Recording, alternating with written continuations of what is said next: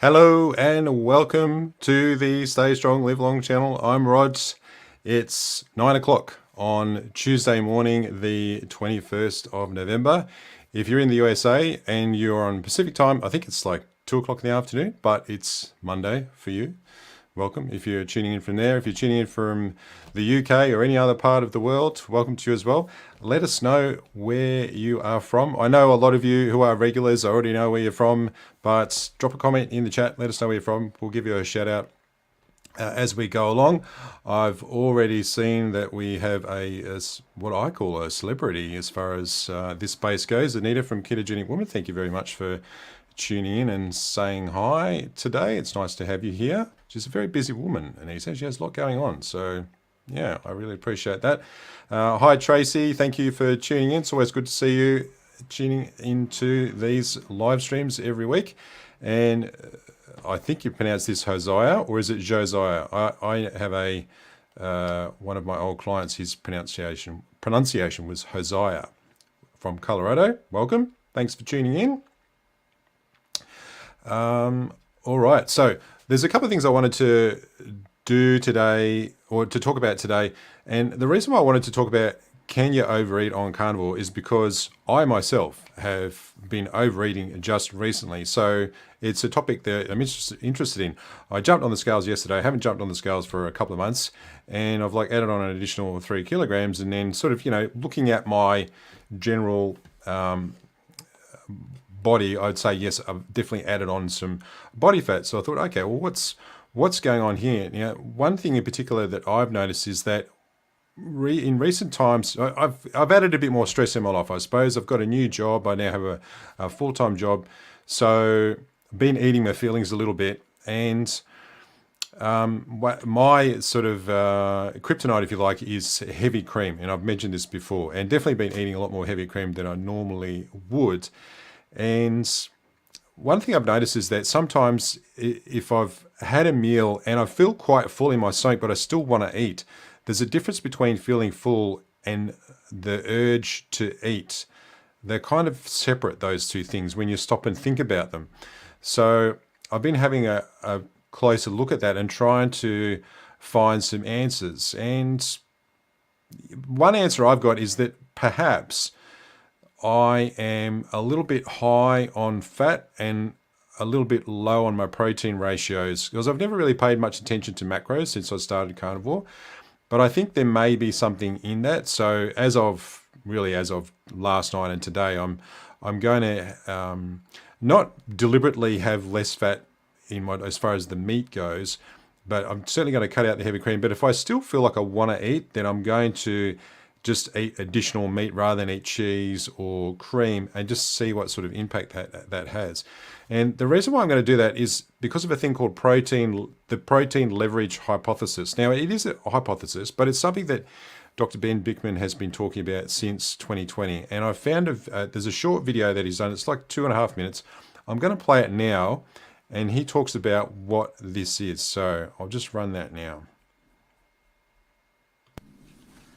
So I just stepped away from the lab where we are literally measuring metabolic rate in fat cells, and I'll talk more about that another time. But as we are kind of nearing the end of this discussion on dietary protein, I really need an aspect of dietary protein in human nutrition. And there is something in animal nutrition that is called the protein leverage hypothesis. And this is essentially the idea that a person, well, an animal, and we'll extrapolate this to humans, that a person is going to continue to eat until they've reached a certain threshold of protein. This whatever the level would be in that person, some adequate amount of protein that has met the body's demands for protein to facilitate tissue growth,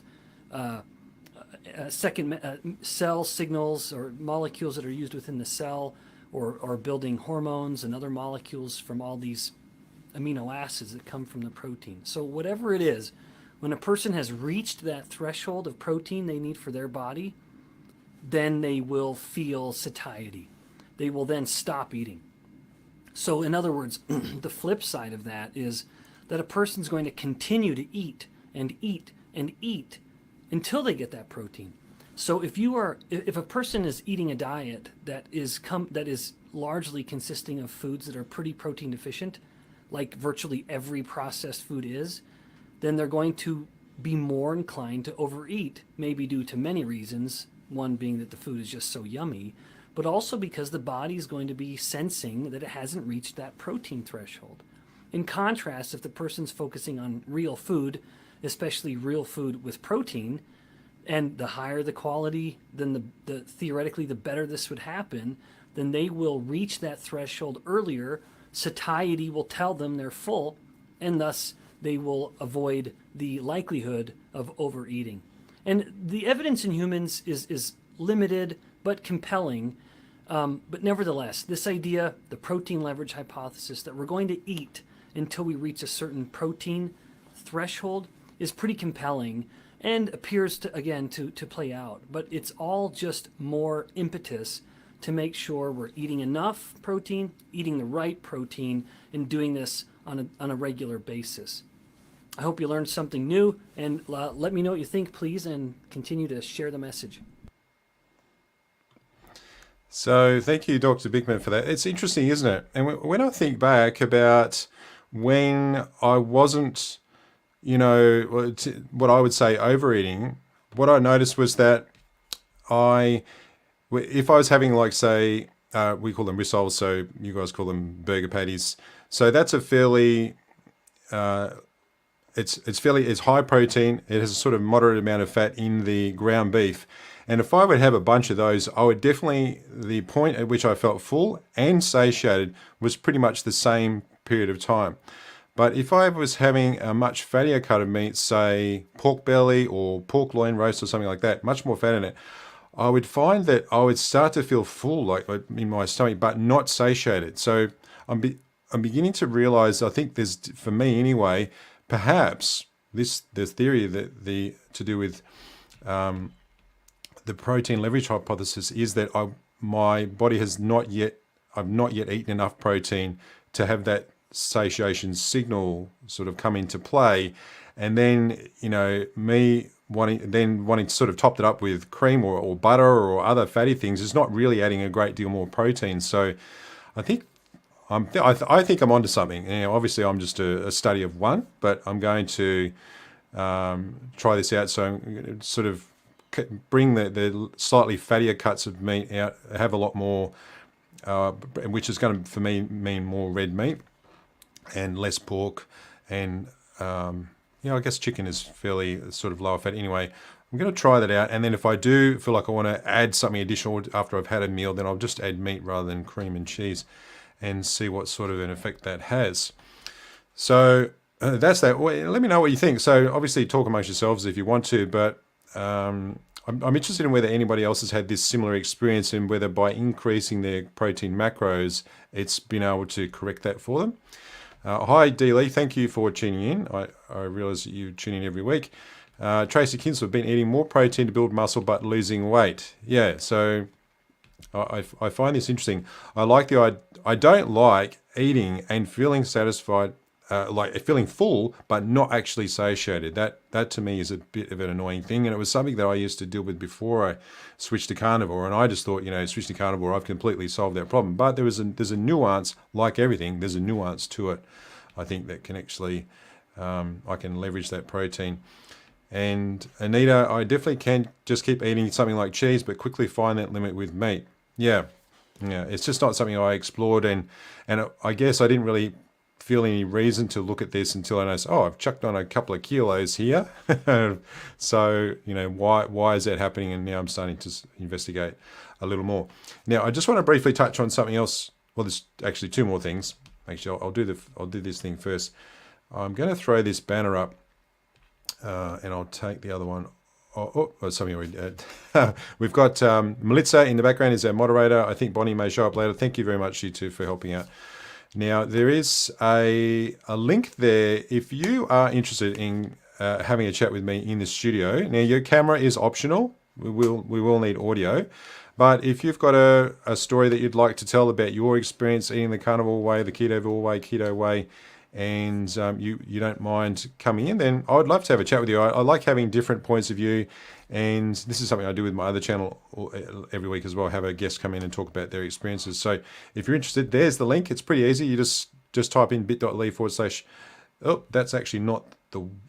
That is not the one. That is the wrong one, people. So let me just fix that. I do apologize. Let's talk amongst yourselves while I fix that. Let's find it. It's actually this one here. I was giving you the link to my other channel. That's a bit of a goose, aren't I? We like that word goose in Australia. There it is there. Okay, bit.ly/SSLL for Stay Strong, Live Long, -231120. It's because it's the 20th in the United States. I know that the date order is mixed around. We like to go year, month, date here. You guys like to go year, date, month. I think. I have no idea why you do that. Anyway, that's the link. That will bring you into the studio, and I'll be able to see you in the background there, and we can have a chat for 10 minutes or so, talk about your experience in the carnivore way. So that's that. I'll just leave that up there for a bit. Now, the other thing I want to talk to you about is this. I should actually have I should really bring up a picture of this. Actually, I will do this now before I do anything else. So what I want to show you is this. I'll let my camera focus in on this. All right, so now full disclosure, I work for Renewed Bioscience. Now, I am not making a penny out of this by talking about this. I'm talking about this because this is something that has really helped with my sleep. And I'm not going to provide an affiliate link or anything like that. I'm just going to talk about what my experience has been with this product. And I will share this as well, just so you can sort of see. So I've been taking this for a couple of weeks now, and the good thing about working for a supplement company is you do get to try out different things. And I've tried a number of different supplements, and this is the one that has actually really made a difference to my sleep. And I wouldn't be talking about it unless I was sure that it actually did make a diff. So it contains, as you can see in there, GABA, apigenin, glutathione, 5-HTP, and melatonin. So I've been taking 2 of these about an hour before I go to sleep, or maybe 30 to 45 minutes before I go to sleep. And I monitor my sleep religiously with the Oura ring. And what I've found, the biggest thing is that I can get back to sleep, because I have to get up to go to the bathroom like once or twice during the night, and I can get back to sleep like really quickly. And before, I might be awake for an hour and a half, even 2 hours sometimes. It was so frustrating, and this has really helped with that. And just in general, the Oura ring lets you monitor your stress levels, so your heart rate variability. All of those markers have all improved. So, if you're a bit frustrated by getting good quality sleep, I've just found that this has really helped me a lot. And as I said, I don't make anything out of this. Yes, I do work for Renewed Bioscience, and I do actually take a number of their different supplements. This is the only one I feel at the moment that's worth talking about, and because this is the one that's actually made a difference for me. And it's a what's called a liposomal formulation, which means that the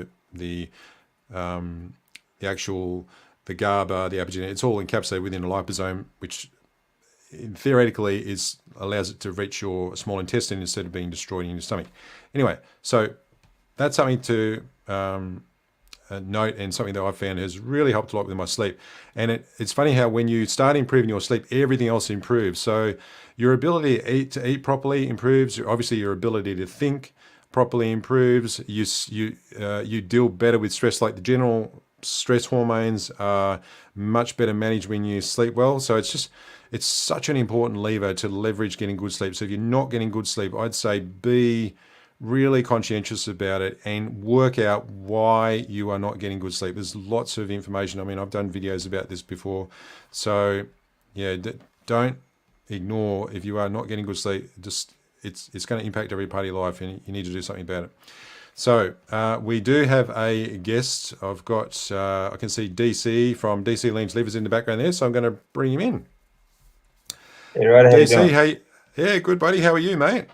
Excellent. Very good. That's great. So yeah, well, thanks for dropping in. I appreciate you being part of the live stream. So I know not everybody has heard of you. I know you've been on the live stream before. So why don't you just give us a little bit of a quick background and talk about your what it is that you want to talk about with your experience eating the carnivore way. Okay. Well, originally I'm a strength coach. Been stage 4 blood cancer twice, and still just fighting back the blood cancer now with carnivore. EDly. So yeah, I thought great subject today. Can you overeat on the carnivore diet? Yeah, absolutely you can. So I thought I'd join in. All right, cool. So, and is this something you've had direct experience with, or with any of your clients? Tell us about that. Well, I haven't had, well, I don't overeat on the carnivore diet, but I have a lot of people that stall in their weight loss, and they sort of tend to wonder why, because most people will tell you just keep eating until you are full or associated, but when they start the diet, they're a lot heavier than when after they're pretty much at their peak weight. And as they lose weight, they continue to eat the same amount of food and then wonder why they can't lose weight. And they get stalled and they start to, sort of lose hope, thinking they can't get any further. But,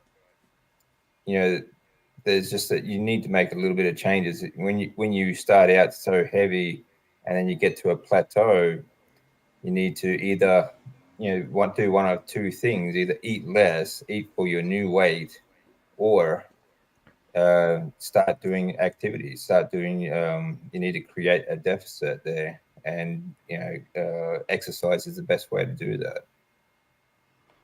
Yeah, there's I was looking at, especially when you're a lot heavier. I think people don't realize that even fat tissue actually it requires energy for maintenance. So let's say if you weigh 300 pounds, then you've actually got a lot of tissue that requires energy. So what you're eating is actually fueling that tissue as well. And then as you lose body fat, obviously if you're in a deficit, your body's using it's metabolizing your adipose tissue for energy, but at the same time, your overall energy requirements for your body are also going down as well. So I think that's, as you say, I think it's really important that you can start to incorporate movement into as a regular part of your life from the get-go. Well, yeah. I mean, you're feeding the whole thing about movement is that your body is built to move. Your lymphatic system is what moves fats around your body. Okay. And it requires muscle contraction to push that lymph fluid around your body. So if you want to move fats, you have to move your body. Simple as that. It's simple fact. Also, if you're in an obesity sort of level weight, you're going to have a lot of adipose tissue in intramuscular adipose tissue. Okay, so your muscles are pretty much going to look like Wagyu steak, and resistance. This will lower your insulin resistance quite dramatically. But exercise resistance training, especially, has been proven to increase your insulin resistance sensitivity, and of course, it will help maintain and collect that waste from your muscle cells and give you a healthy muscle cell again. So your body is built to move. So what does your movement routine look like, DC? How often do you train? What do you do on a typical week? A typical week, this changes. I like to change up my routine. I like to hit the gym as much as I can, for a minimum 4 days a week, 5-6 days when I can. And I change up my splits. Like 1 week I'll do a 3-way split. I'll do chest, triceps, abs sort of workout, and next one will be like back, biceps, and shoulders sort of workout. and a leg day sort of thing. Sometimes I'll split it up over 6. I love to do conditioning days. Conditioning workouts are fantastic. You get a lot of full body movement and, build up your anaerobic fitness as well. And sprinting, I like sprinting, especially with the weight vest. You don't have to be, you don't have to move, like, you don't have to be like serious hardcore gym fanatic to lose body fat though. Just get your body moving. A great way to do it, even a simple, very simple way, if you like walking, for example, like for each, say 10 pounds that you, or depending on how big you are, even if you're just losing a pound a week sort of thing, put on a weight vest, for however many pounds that, I'm not saying don't wear 100-pound vest or anything, but if you say lose, say, a pound a week, add a pound to a vest or a backpack and go for a walk. Lose 2 pounds, do 2 pounds, and that sort of thing. So you are still walking and using like resistance while you're walking for the same weight that you've pretty much lost.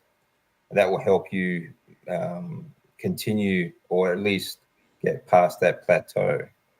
So it can be very simple. Yeah, I've never tried the weight vest, and I only just saw there's some new research or newish research about how actually just wearing a weight vest as you get around does some things. It's like the body senses the additional weight, and so it actually uses. It's not. It's more. It's like it's a gravitic thing. So it senses the gravity, the additional gravity, and it makes your body think that you're actually heavier than you are, which kind of silly because obviously you are heavier than you are when you're wearing the weight vest, but it affects your overall metabolism. Your metabolism actually slows down a little bit as you gain weight, or at least this is the theory that they're working on. But for those who have used a weight vest and just sort of worn it, like they're at their computer or when they're walking around the house or what have you, they've been able to produce some pretty dramatic results in terms of weight loss and losing body fat versus those who weren't using the vest at all. I find that's interesting. Like there's an additional mechanism that's at play there that's to do with the body sensing the additional gravitic force that the weight vest has. Yeah.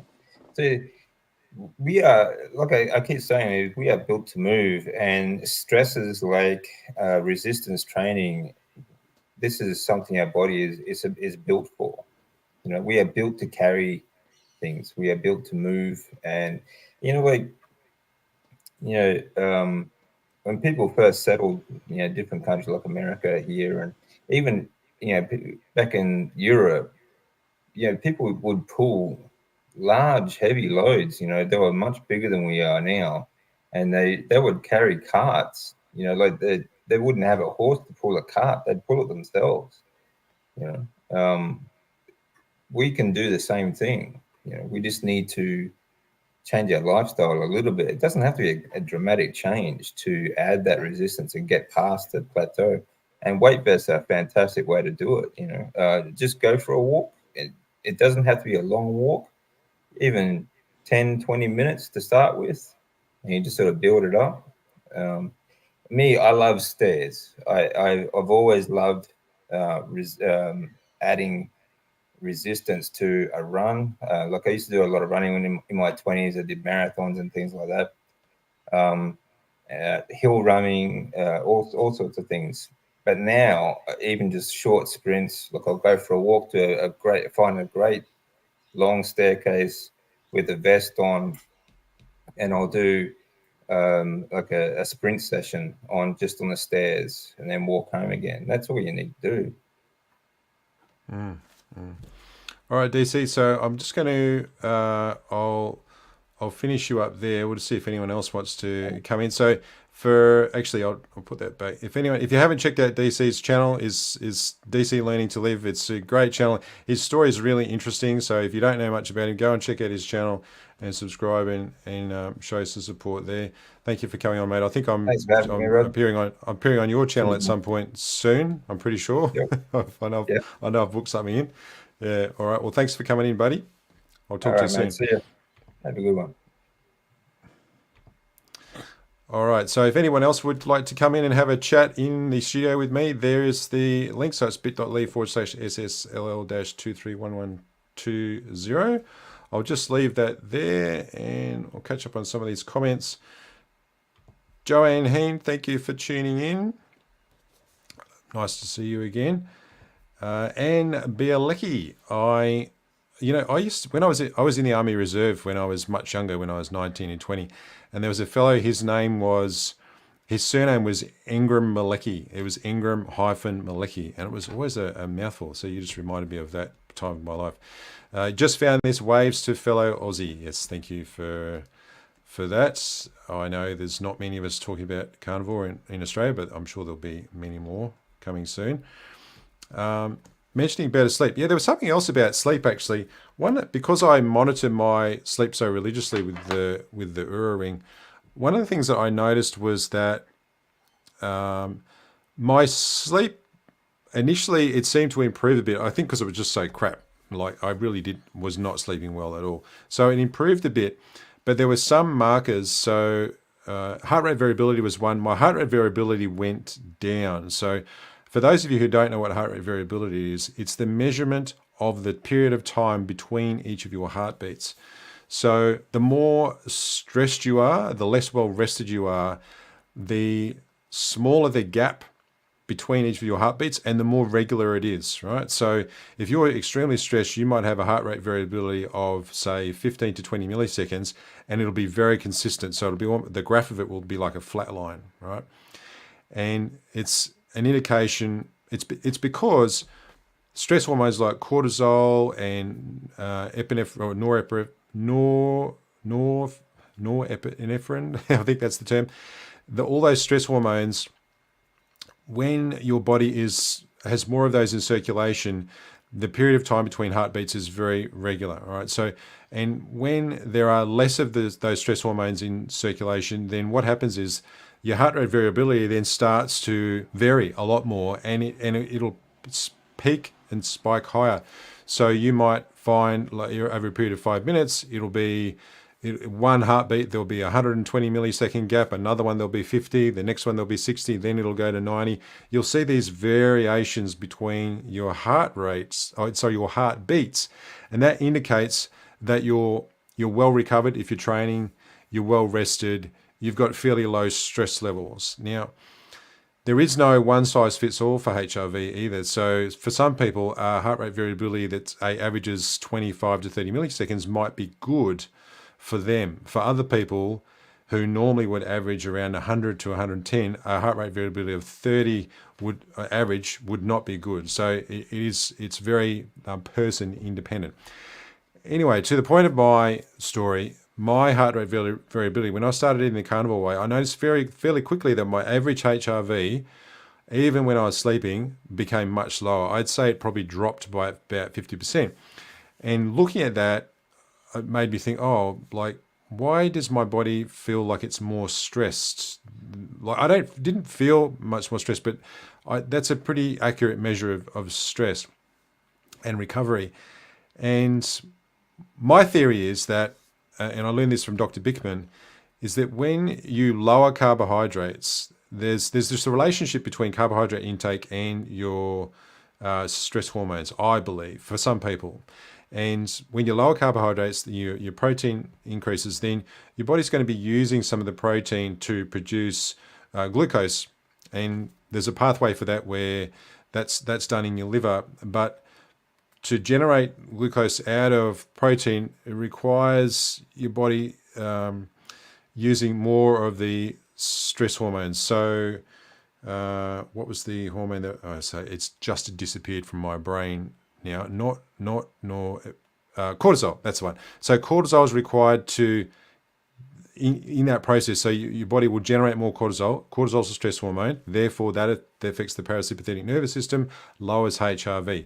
That's my theory about that. So I think that it's something to take into account. So if you're somebody who does monitor your HRV closely and you've been eating the carnivore way and you notice that your HRV has actually dropped, it might not be because you are more stressed. It may just be a function of how cortisol is now a bit more of a part of the picture of your overall, the stress hormones that are in your body, and that's having an impact on your HRV. So, that's my theory. Food for thought on that one. Question here from Anne Bielecki. Have you too found other carnivores near you? How can I find others in my hometown? Good question. You could.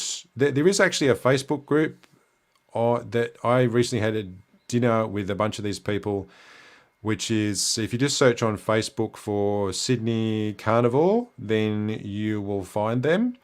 And so there is a bunch of people, and they do have regular get-togethers. I've only had one get-together with them, but they do sort of do regular meetups. So if you live in Sydney now, there are other people from other states there as well. I think there may also be one for Melbourne. And if there isn't, well, why not start your own? You can start your own Facebook group that way. And there's also the Meetup app. I think there are, I haven't checked the Meetup app. There might be another way to find people that have similar interests to you as well. Bonnie, thank you for showing up today. Appreciate you joining us as always. So today we've been talking about, well, apart from eating the carnivore way, we've been talking about whether you can overeat on carnivore. Just had, if you've just sort of jumped to this part to the live section, we just had DC from DC Learning to Live talking about that. I personally have had the finding that I've been overeating. And so we've been talking about that a little bit. Now, there's somebody else I'm going to bring into the studio. We've got Anita from Ketogenic Woman. So let me just go and grab her. Hey. Hello, Anita. How you doing? Hi, I'm good. I wasn't expecting to join you today, but since I'm here. Yeah. Well, I actually wasn't planning on doing this. I thought, it might be fun. Well, let's just see what happens. And funnily enough, there you go. Yeah, It is actually fun to do things. There's a little bit of risk involved. I remember you talking about this with the thing about live streams is they feel a bit riskier. It's a bit more exciting. You never know This what's is one of going those to happen. You don't. And when it's live, you're not much you can do about it. It's not like you've got Exactly, access to a beat exactly. button or something like that. Yeah. So, well, tell us, maybe just a quick introduction for those people who may not have already been introduced to you before, and then tell us about your experience. Well, so I've been doing, I started off doing low carb, then keto, now carnivore. So I've been at this for a little while, total loss 145 pounds. But I wanted to talk about the protein thing, and kind of talk for the older ladies who may or may not be here today, because I think, there's the advice that I got was to eat all the meat you want and the rest will take care of itself, and that just didn't turn out well for me. I found that I really did have to pay attention to the fat and the protein and those things that, some people join carnivore so they never have to track anything, and that's fantastic if that works, but there are cases where sometimes it doesn't work as well, and it could be age related, hormone related. I started off at over 320 pounds, decades of abuse to my metabolism in my body. So it could be a totally different story than other people who eat all the meat you want, works perfectly well. So I just wanted to make sure that people know that if that's the advice they're following and it's not working, it's okay to tweak it a bit.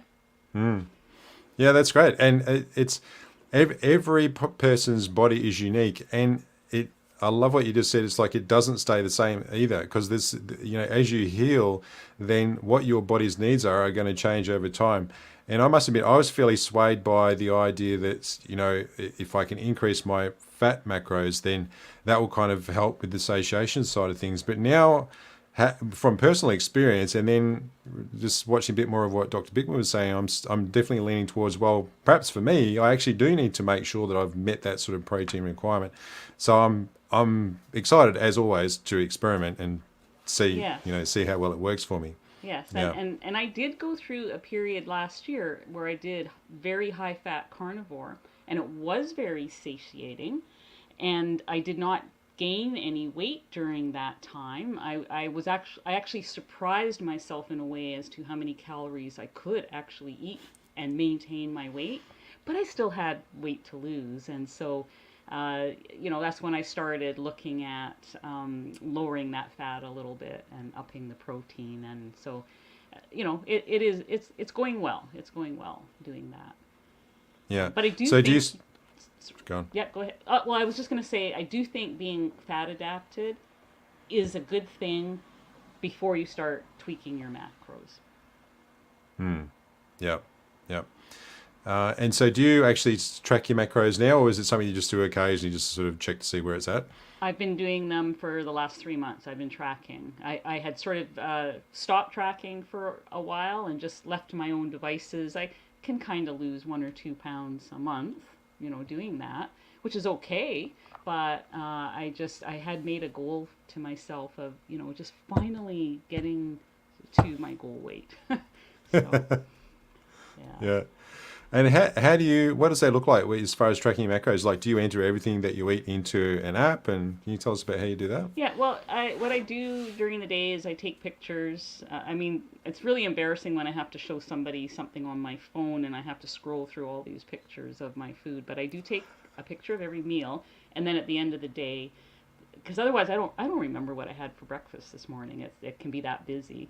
So at the end of the day, I'll go into the tracker, and there's so many free ones out there that people can use, and I will put in what I had. I don't usually plan out what I'm going to have. I add it after the fact, but I have a pattern now, so I kind of know to mix high-fat things with, regular things. So. That's a brilliant idea. I don't know, I never thought of it, because I have the same issue. Like, get to the end of the day and I go, I did want to sort of see what my macros were like, and it's too hard. Taking pictures. There you go. That is a great idea. All right. Now, there's actually a couple of questions that popped up now that your face is here, Anita. So do you mind sticking around for a bit? No, I don't mind. I'll just do a quick... Mike Shaw TV says down 145. It is amazing, isn't it? It's hard to imagine what you... but walking around with an additional 145 pounds on you. Obviously, you got some love from Bonnie there. Let's see. Susan Hampton, thank you for tuning in. Yes, it is nice to be among friends, isn't it? Now, here's the question from Amy. What's your fat macro look like nowadays? Okay, so right now I am doing 60-40. So that's 60% of calories, 60%, did I say that right? 60% fat, 40% protein. And what that looks like for me to be losing weight is at least 150 grams of protein per day, not weight, but macros, and 100 grams of fat. Yeah. So for those of you who perhaps are going, hang on, it was 60-40, but then the weight was the other way. So just remember that the amount of calories that's in fat is it's more than double what it is in protein, which is why you can, if you're measuring just by weight, then if you've got the same amount by weight of calories in protein, then you've effectively got more than double the amount of sorry, let me say that again. If you've got the same amount of weight in grams of protein and fat, then calories wise you've got more than double of your fat versus your protein. That's correct. Yeah, it's a confusing thing to think about sometimes, to wrap your head around. Yeah, I think off the top of my head, it's like 4 in every gram of protein. There's 4 calories. Yep. For carbs, it's 4, and then for fat, it's 9, isn't it? That's correct. Yeah. That's it. So. All right. Yeah. Well, that's been really nice to have you tune in like this, Anita. Maybe this is something that you might want to do on. I don't know. It seems risky to me. That's part of the fun, I guess. So, but thanks for having me. And I will jump out because the dogs are just running loose. Dogs are back. Yeah. All right. Well, great. Thanks for tuning in. I'm looking forward to seeing you again at some point in the future. Right, thanks. Bye. Well, that was nice to have a quick chat with Anita. Craig Smith. I'm here to see some dishes being washed. What happened? Yeah, maybe one day we'll do a live stream while I'm doing the dishes. That would be entertaining. Although, generally speaking, I don't have sufficient dishes that would take up, 45 minutes to an hour. But I know you enjoy it, so You never know. You may get what you wish for at some point, Craig. And thanks for tuning in. Thanks for being a great supporter of the channel as well. And speaking of the channel, who noticed that I just got to 3,000 subscribers? I was so excited. I actually got 3,000, then it went back to 299, and then it went back up, and then it went back to 298. But I think it's actually managed to get past that particular threshold. So thank you for everyone who has participated in that. It's been interesting and quite an interesting journey since starting the channel and getting to this point. And I had no idea that I'd be talking about the things I'm talking about now, but I'm just sort of taking every day as it comes, and I really appreciate everyone's support. And I do rely on your feedback too. So if there's things that you would like to see talked about, well, mention those in the comments. Let me know in the live streams. That's all part of how I'm evolving what I'm doing. And if there's anyone in particular that you'd like to see me interview, I do love doing interviews. And I've got actually one. I did an interview with Carnivore Ron, who is 73, if I'm not mistaken, if I remember correctly, and his interview will be published soon. I've had a couple of other great interviews previously, but I'm always interested in interviewing new people. So if you've got something that you'd like to see me have on as a guest, then you can just email me. The email address is on my channel in the About section, or you can just drop a comment on one of the videos and say, hey, how about interviewing this person? I'd be happy to do that. I think that's, yeah, thanks very much, Susan. I think you were here from the very beginning, if I remember rightly. Anne Bielecki says, my dieting life, not being used to eating until full, and concerned sometimes that I'm overeating, but realize no alcohol and no snacks in 95 days. Good for you. Yeah, speaking of alcohol, those of you who watched my last The Dishwashing Philosopher video, so myself and my wife, we're just going to go no alcohol for an entire month, which we haven't done for a very long time. And I would fairly regularly go 1 or 2 weeks without drinking alcohol. So I'm up to, I think, about day 9 or day 10 or something. And the weekends is where I notice it, because weekends is often a time to relax, have a couple of drinks. I don't, my wife and I don't get to talk very often, so that's it's one of those sort of rituals that we often do. Have a couple of glasses of wine as we're having a chat. So removing that and having a different kind of ritual has been challenging, but certainly feeling a lot better. Where I notice it, if I even have a couple of drinks, is that the next day I'm just a little foggy, a little foggy in my brain. And it's just one of those things that I thought, let's just see, let's just go an entire month and not have any alcohol at all. You actually can save a bit of money as well, but definitely it impacts your sleep. I've just become such a Nazi about getting good sleep, because it feels so much better in my body. It impacts everything. Like this morning I did my weights workout with my friend Matt, and it was legs and chest day today, right? So we're doing heavy lifts. And today I had no problem doing, we'd sort of, for squats, we did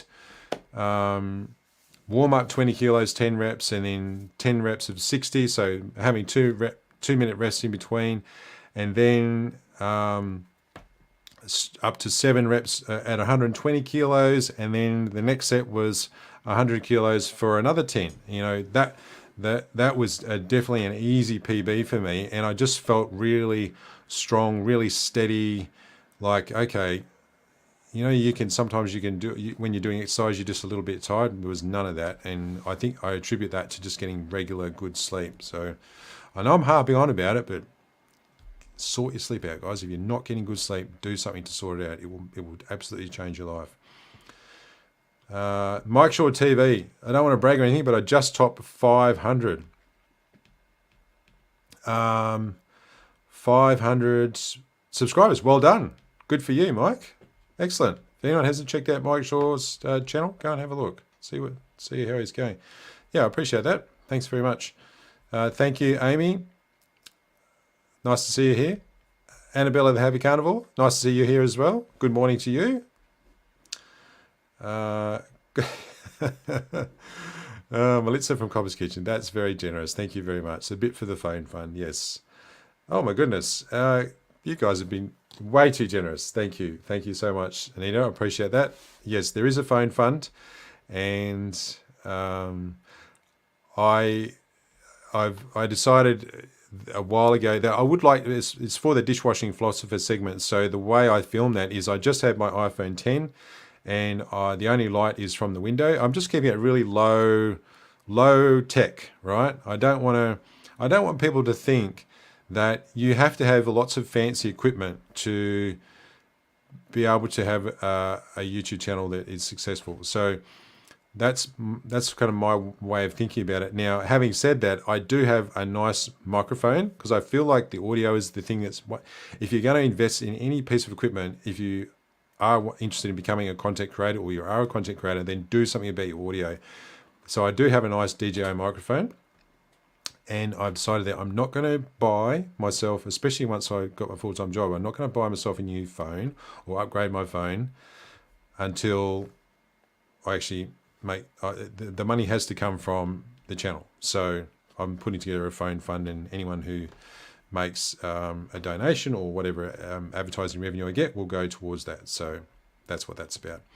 A question here from Anne. You've got lots of questions, Anne. Thank you very much for this. Almost down to goal weight. Do not want to get too smug and lapse from carnivore. Any suggestions? Well, my first suggestion is don't be hard on yourself. We're all human. We're all bound to lapse. We're all driven by our emotions, our particular circumstances. Sometimes stresses come into your life, and you just got to roll with the punches. So if you do happen to lapse, like you have you're at a social occasion, or you're at a birthday party, or like one of my comments I was reading this morning, comment is they had given up alcohol a long time ago. They met a friend at a bar. They had a couple of drinks, which they thought, they would be okay. And their friend, I think it was actually the bartender, said, "Would you like another one?" He said, "Yeah, I'll have another one." So he had 3, and then he really felt quite shit the next day. And excuse my language, we like to use that word here. And then it was just that there was that contrast, and he wasn't really getting down himself. So it was like I just felt awful. So that was what I learned from that was, yeah, I could do that, and it was fun, but now I'm just back on the wagon again. You don't have to use.